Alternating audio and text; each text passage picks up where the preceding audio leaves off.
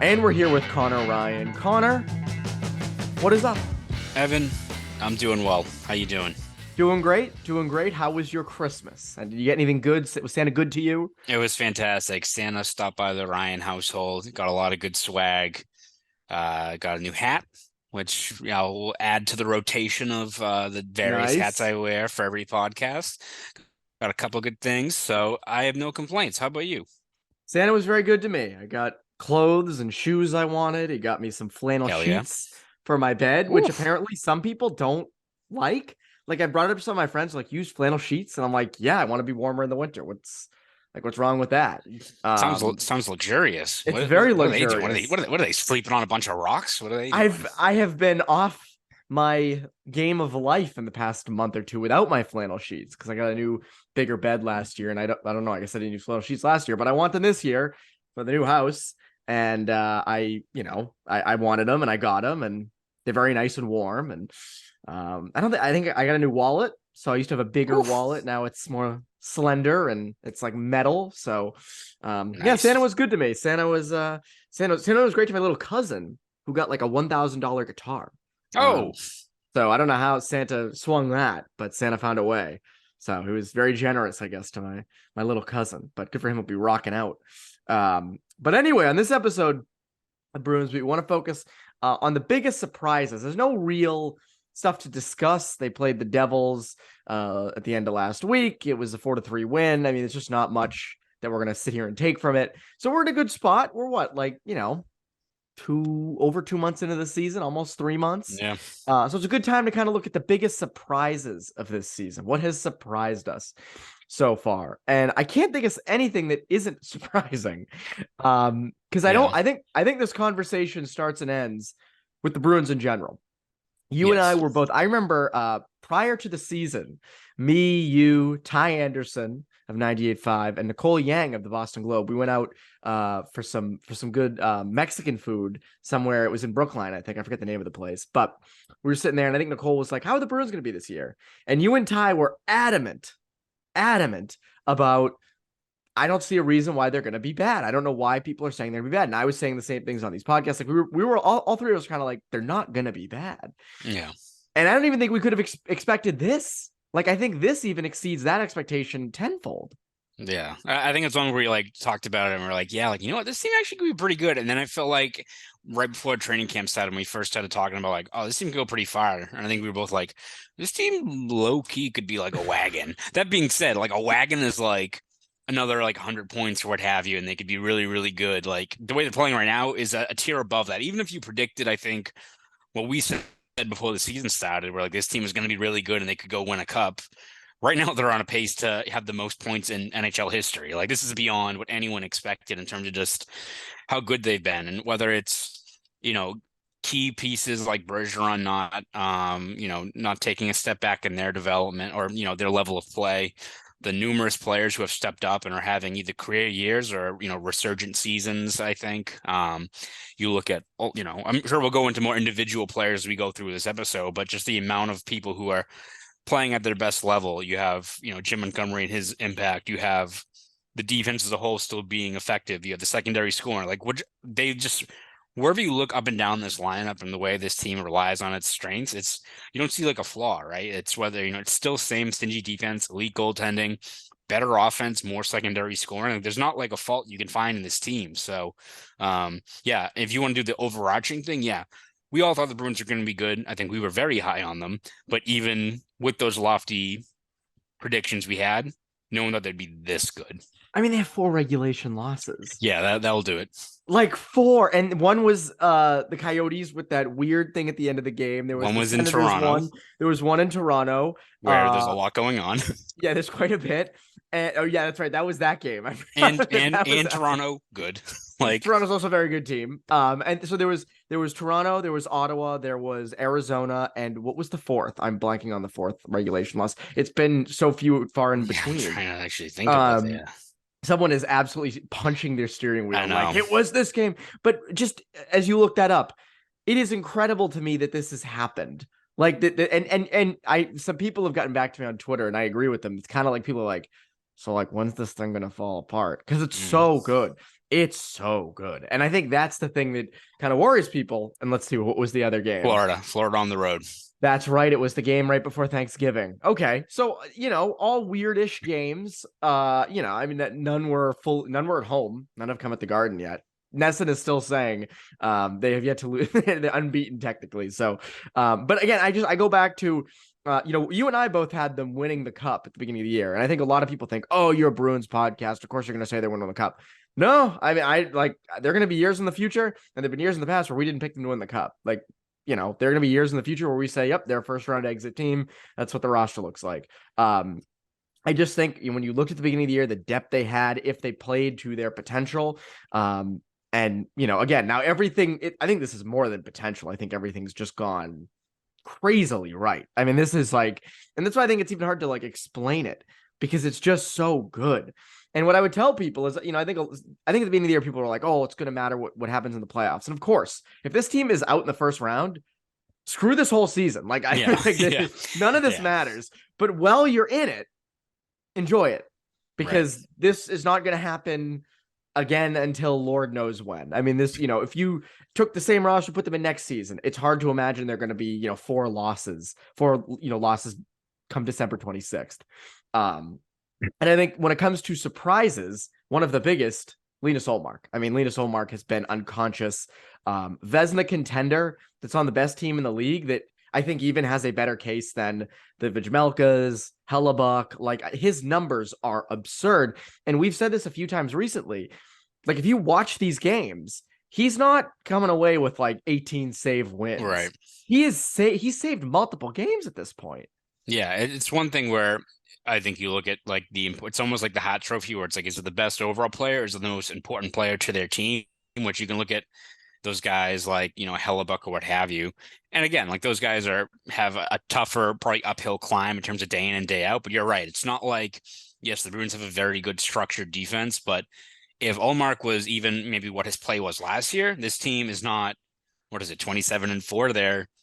21. Yeah. They're like 21 and like 8 or 9, right? Which, like, still very, very good. But when you're under 5 wins and you have 20 plus wins, like, it's a stark difference, right? So I think when you look at just how poised Ullmark's been, how, key he's been, especially early on in the year where the Bruins are kind of finding their footing under Jim Montgomery's system. Like, we look at how good the stat was, but if you don't lose some of those high scoring games and let some of these things snowball, who knows how you exactly kind of get off on the right foot with the way the season's gone. So, I think at the very least, he's got to be a Vezina top 3 finalist, but you look at just his importance as the season goes on too.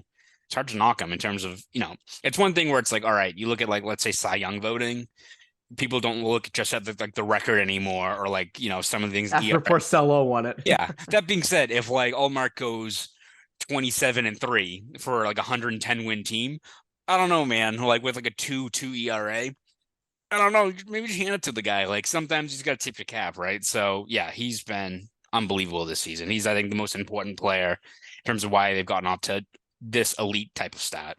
I mean, if you look ahead, and again, we've talked about this a little bit with, load management with him, but if he gets to the playoffs and he's at that level, you don't lose. Yeah. Like, and again, it's going to be tough for a 7-game series, games close together, whatnot. I don't think Montgomery wants to be slotting goalies in and out, but I mean, geez, like, oh my God, if that was the play that you got from him in the postseason, that would be pretty crazy. And it's funny, you mentioned, it's funny that those high scoring games. I think when I look back on it, remember that game in Pittsburgh when I think it was Ullmark got pulled, Swayman came in, Swayman got injured, Ullmark went back in, team comes back, they win it in OT, Lindholm scores the OT winner.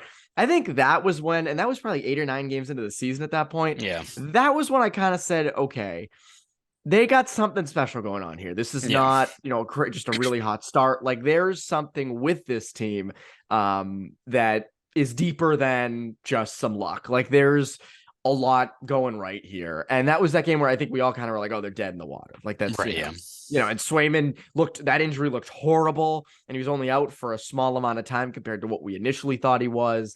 Again, that wasn't Ullmark's best showing, but Ullmark did hold up down the stretch after he came back in. He's been money ever since. It's crazy. It's almost like he must have had some athletic greens on the bench. That must have been what he had. I mean, just whoop, and he's been just nasty ever since. We're talking our next partner. They have a partner I use literally every day. I started taking AG1 because I wanted better gut health and more energy. I don't drink coffee or use caffeine because I wanted healthier natural energy, and AG1 is providing it in droves. Doesn't taste like it's super healthy or anything either. It has a mild tropical taste. There is the tropics. Great place to spend Christmas, by the way, that I actually look forward to each and every morning. So what is this stuff? With one delicious scoop of AG1, you're absorbing 75 high quality vitamins, minerals, whole food sourced ingredients, probiotics, and adaptogens to help you start your day right. This special blend of ingredients supports your gut health, your nervous system, your immune system, your energy, recovery, focus, and aging. All the things. It's lifestyle friendly, whether you eat keto, paleo, vegan, dairy-free, or gluten-free. It contains less than a gram of sugar, no GMOs, no nasty chemicals or artificial anything, while still tasting really good. This all supports better sleep quality and mental clarity, which is kind of helpful and kind of a good thing. Right now, it's time to reclaim your health and arm your immune system with convenient daily nutrition. It's just a single scoop in a cup of water every day, and that's it. No need for a million different pills and supplements to look out for your health. To make it easy, Athletic Greens is going to give you a free 1-year supply of immune-supporting vitamin D and 5, count them 5, free travel packs with your first purchase. All you have to do is visit athleticgreens.com/Bruins. Again, athleticgreens.com/Bruins. Take ownership over your health and pick up the ultimate daily nutritional insurance. Maybe people got that for a loved one for Christmas, or a friend, or they got that for themselves. I mean, it's a great. Someone asked me about it actually the other night.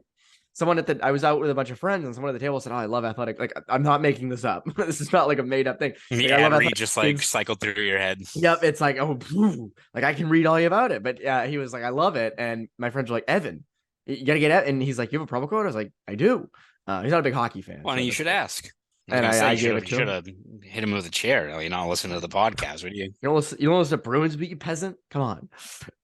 Moving right along. We'll keep it on defense with some of the surprises. I would say Derek Forbort and Connor Clifton. Again, I think Clifton was a guy that we were questioning going into the year. I think we were questioning the right side depth, McAvoy, Carlo, and then we kind of kept saying, well, what else is there? I remember during that summer, we kept saying, they should think about maybe a third pairing right shot defenseman that's a little more stable.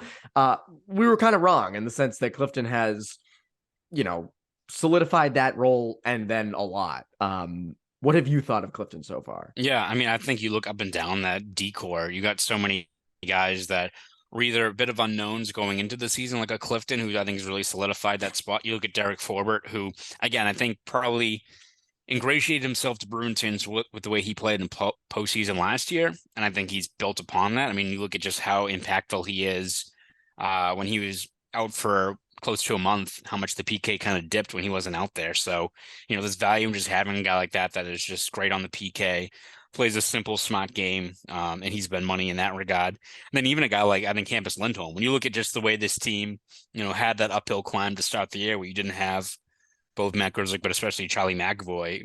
I mean, Hampus Lindholm was looking like a Norris frontrunner for the first month of the season. So, again, it kind of just goes back to what we said about how resilient this team is, and the fact that when guys are handed different opportunities, they've stepped up and performed. You can look at Pavel Zacha stepping in for David Krejci. I think he's had a point in every single game where he's stepped up in that 2C spot. So up and down the lineup, I think he's been really effective for Zacha. But yeah, just even on the defense, you have guys stepping up further in the lineup. You had, Connor Clifton for a stretch there was averaging 22 minutes a night and was great. Absurd. I think so I think you look all across that D-core, you have guys stepping up into various roles, and it's not like they're night and day in terms of what you've seen from them. Like Clifton's still playing I don't want to hurt his feelings, but he's playing Cliffy hockey, but it's, like a revised, fine-tuned version of it. Same with a guy like Lindholm, same with a guy like Forbort. Like, they're not changing the way they play. They just seem to be so much more assertive, effective, out there night in and night out. And it doesn't seem like it's a fluke either. Yeah. Like, I think the consistency's there a lot more. And as you said, it's a lot more assertiveness. And even you see with a guy like Forbort, like, just fitting in. And again, no one's playing above where they should be. Yeah. This is the other thing. And I think we kind of hit on this in past years with the way the roster was constructed, like last year, putting Derek Forbort in as a number 1 left shot defenseman just ain't going to work. And, Lindholm, I guess, played above where he was supposed to as a number one defenseman, but he's paid like a borderline number one defenseman. So he might as well play like one. And he's done that. But even look at Clifton, where he's been, second or third pairing right shot defenseman. Not too much has been asked of him, and they've kind of exceeded those expectations. And it's the consistency. And I just think that, if none of them are playing games where I'm like, oh, they're going to fall off. Like Clifton is just more consistent. Derek Forbort, more consistent. This is, as you said, this isn't like they are morphing into Zdeno Chara. They're not Erik Karlsson out in San Jose, which it's been really cool, by the way, to see him just kind of turn into 2016 Erik Karlsson again. The team out there is nothing really is happening with them, with the Sharks, but it's cool to see kind of him just turn into his vintage self, I guess. Talk about a surprise, but and a guy that a lot of people, I think there's going to be a lot of should this team trade for Erik Karlsson at the deadline, which have fun with that. That's an interesting contract to try to pick up at the mid-season. Up front, there's a lot of surprises, I think. Obviously, Craig Smith isn't a great surprise. This is a positive episode. This is it's around Christmas time. The Christmas spirit is alive and well on this show. But I think Taylor Hall on line 3. That was a weird one when that started happening, because it's like, oh, like if you fell asleep in September and woke up in like mid-November and you said, why is Taylor Hall on the third line? Like, it might be pretty concerning. But you just look at the numbers, you look at how well he's fit. Coyle, Frederick. I mean, Frederick actually complements that line well. So far, we've been wrong about Frederick. Like, there's been offensive upside there that maybe we didn't see before. But Taylor Hall's fitted well. And again, Connor, they're deep. They are deep, which is the big thing. And you've seen it all season with Taylor Hall. Yeah. I mean, it's something I think we talked about a few weeks ago when you look at teams that go on deep cup runs, and usually one like recurring theme you see, people talk about like, oh, you need your whole decor to be over 6'2", or you need all these different things that people try to mimic, in a copycat league like this. But I think one thing that stands out is so many of these teams have really, really effective third lines that for a lot of other teams, 2/3 or all three of those forwards could probably play in the top 6 for other teams. And you look at, especially Taylor Hall. Taylor Hall would be first line left wing on 25 half plus. league, yeah, more, like if not more, right? So you look at what he's done on that line. Again, it's a different role for him that he seems to be embracing, or he seems like a guy that already, I think, is happy in Boston, that he's no longer has to be the guy. But to it's one thing to do that, but then another thing to go from like, all right, I'm not the guy. I'm still, I won the hot trophy a few years ago. I'll still be on the second line, drive play. To be in the third line, but to still contribute like that and make, a line that's really a matchup nightmare for other teams. It's one thing, as you said, Evan, if you asked me in September about it, the one lock would be like, Taylor Hall's not getting off the top 6. No. Something has to go really wrong, whether his play is has plummeted or what. No, he's just, Jim Montgomery's shown a willingness to really shuffle up his lines. And that was one that at first you're like, I don't think that's going to work. And again, you put some guys together, you see how it works. You look at how poor Taylor Hall and Charlie Coyle were last year and how it's night and day this season. Might as well roll with it. And, credit to, I think, Montgomery for making that switch, and for especially Hall to kind of stick with it. And I mean, it's not like you're seeing it impact his play at all. He's still right now on pace for, I think, 70 plus points.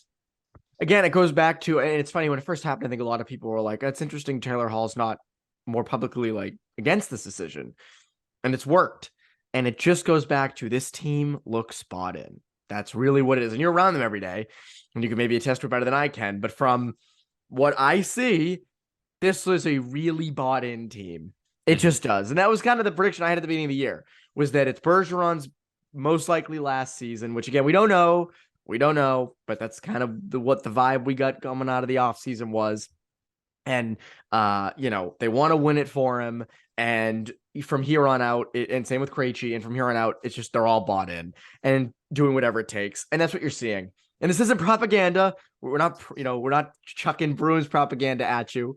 But again, I just look at, the way in which Taylor Hall was fine with being on the third line and making it work. And I just think there's something about this team, which will make the heartbreak really bad for Bruins fans if things do not go their way come May and June. Can you imagine what the city will be like if that ends up happening? But this is a positive episode. We're keeping it positive. Another one, Nick Foligno, has worked out really well. And I know the points aren't there as much as they were at the beginning with him so far, but his role isn't a points one. I think points are kind of just gravy. It's more, can you just, fit in on the fourth line and work out well? And so far it's been that and more, it feels like. Yeah, I mean, I think it's been night and day. And it's one thing where like maybe his play has dropped off a little bit in terms of just baseline production, but he's still on pace right now for 15 goals and 40 points, which if you told me Nick Foligno was going to play 75 games for this team this season, was adding 12 points, you'd be like, all right, well, he must be doing, other things like if he's on the fourth line, like, and it's been completely different, right? He's been physical. He's stepped up for his teammates. He's been, scoring timely goals.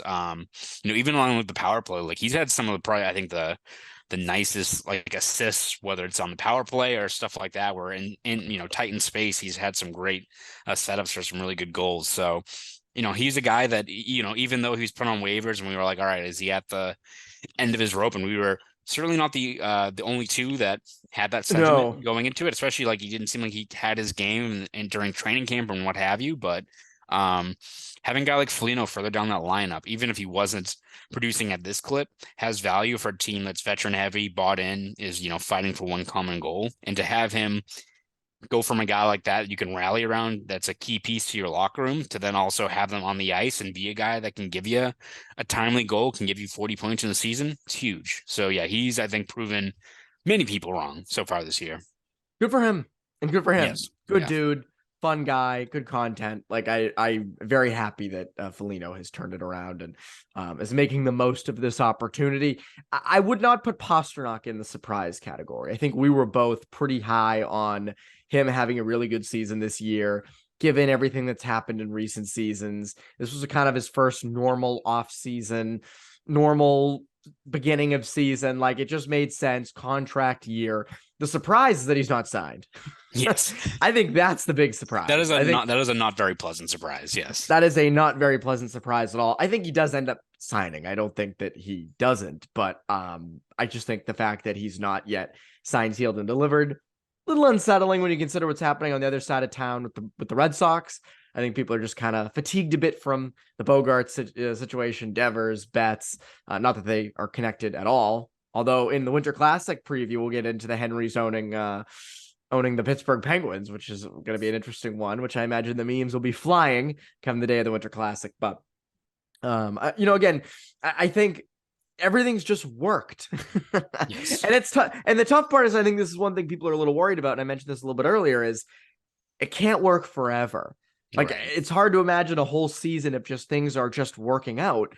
This team, though, I'll say, has the identity that I could almost believe it working out the whole season. Like you look at the veteran leadership in the room, Bergeron, Marchand, Foligno, new head coach, which in his own right has been a surprise. I think we both expected Montgomery to work, and we expected them maybe to be a little bit hot at the start with the new coach, because I think that always happens to teams. You get the new coach. It happened to Cassidy at the beginning when he was first brought on, but I don't think either of us saw them obviously being this good under Jim Montgomery. Yeah, and I think it's one thing you look at where his impact has been, and I think obviously the way he kind of handles the room, his communication, it's definitely probably been just a welcome change. That's not to say that, you look at the players who clearly did not, connect well with Bruce Cassidy. That's not to say that everyone did. It's just, but even if you have a new coach in there who has a different approach, a different style, just having that shift in dynamic can, make any player, I think, respond differently and, give them a little bit more juice to start the year. But I think from Montgomery too, a lot of it has been the X's and O's parts of it, right? Like whether it's the defense getting more involved, and it's one thing to like say those things like on your introductory press conference, like, yeah, we want the D to be more involved. We want to like change up, be more aggressive in the neutral zone to defend the blue line. All these things that every coach says that, or every coach wants to switch things up and execute a game plan that makes their team better. I'm not really breaking new ground here, right, with those things, but to then see it really translate almost immediately in terms of just the way they go about some of these things and their rush attacks, the way the defense gets more involved. And that not to say that, this team's leading the NHL in terms of points, among defensemen or what have you, but you can just see how different it is, whether it's layers, their breakouts, where they have a lot of like defensemen carrying the puck through the middle of the ice and the options it gives you. You have a guy like breaking zone, like you do look at it is very different. And I think for players, it's again, that change of pace adds that intrigue, I think, for a player. It switches things up and it gets them playing differently. So far it's, you've seen it manifest out there, whether it's that or, focusing more on quality over quantity. Like that's one thing I think has really stood out in terms of, all right, how is it this team that was always a pretty good offensive team, but you look at their 5-on-5 play and they're, the fact they are getting just a few more goals you've seen, night in and night out. You kind of see it from the way they approach, that offensive zone and their shot selection, especially. They're making teams play to them, which is gonna be Yeah. interesting come the postseason with the way the pace they play and the way the aggressiveness on the forecheck, things like that we kind of discussed when he first got hired. That is usually a Montgomery identity team. It's gonna be interesting to see how teams try to counter that in the postseason and what teams kind of successfully do it. Conor, what can people look forward to from you in the coming weeks with the job change? Yeah, so I am now, again, over at Boston.com moving forward. My first day will be actually the day of the Winter Classic, which is fantastic timing. Amazing. So right now I'm kind of in limbo. I'm just rolling with the waves right now. So have a few days off to decompress and relax, but then really, really excited to get started over at Boston.com. Obviously be doing a good amount of Bruins, a lot of, everything that's out there, whether it's Celtics, Patriots, Red Sox, everything. But again, do not worry. We'll still have quite a few Bruins related content out there. So if you want to find me in a week or so, I will be at the Winter Classic and you can see all of my coverage over there at Boston.com. And if you want to follow me on Twitter, you can at Conor Ryan _93, where even if it's an off day or what have you, I will probably be sending out some of my musings or tweets or GIFs, what have you, about the Bruins. So Conor Ryan _93. It never stops. Even when I Never got my new stops. job with the New England Hockey Journal, I remember thinking, oh, I won't use Twitter as much. It'll be kind of nice. I couldn't stay away. There are nights I'm just like, you know what?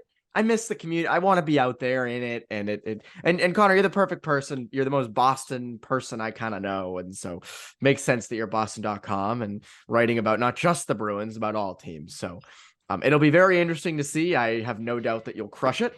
People can make sure to go follow you along over there. For CLNS Media, I'm Evan Marinofsky, Bruins beat listeners. Have a great rest of your week.